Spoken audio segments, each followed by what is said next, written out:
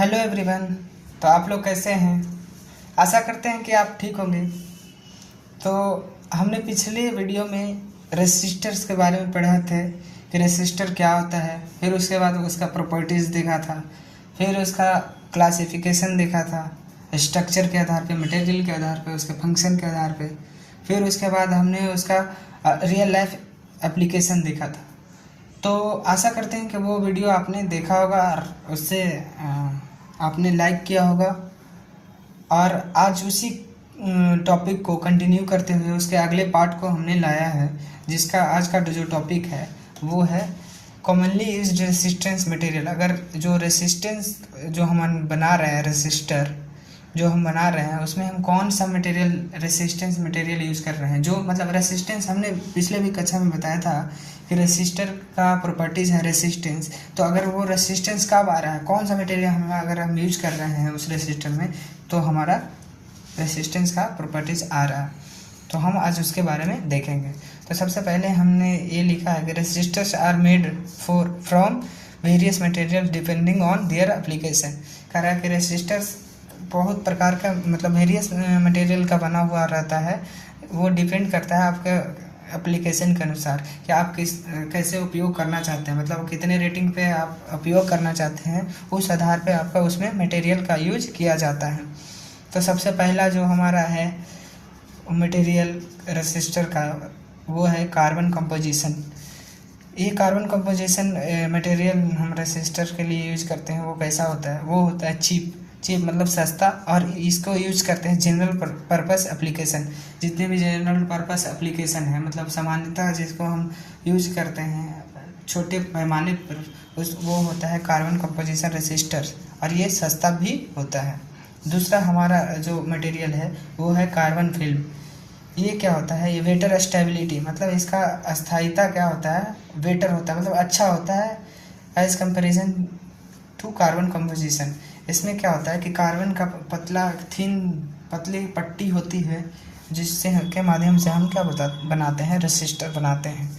Used in precision circuit. अगर हमारा कोई भी सर्किट है वो प्रिसाइज, अगर मान लीजिए कि उसको हम 5 ओम या किसी भी वैल्यू के लिए हम उसको इस्तेमाल कर रहे हैं रेसिस्टर को, तो वहाँ पे प्रिसाइज वैल्यू देने के लिए, मतलब उसी के क्रॉस, मतलब 5 ओम के आसपास ही वैल्यू अगर हमें रेसिस्टेंस का वैल्यू चाहिए, तो वहाँ पे हम कार्बन फिल्म रेसिस्टर का उपयोग कर सकते हैं।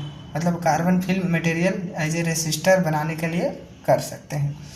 तीसरा मटेरियल का उपयोग है वायर वुंड।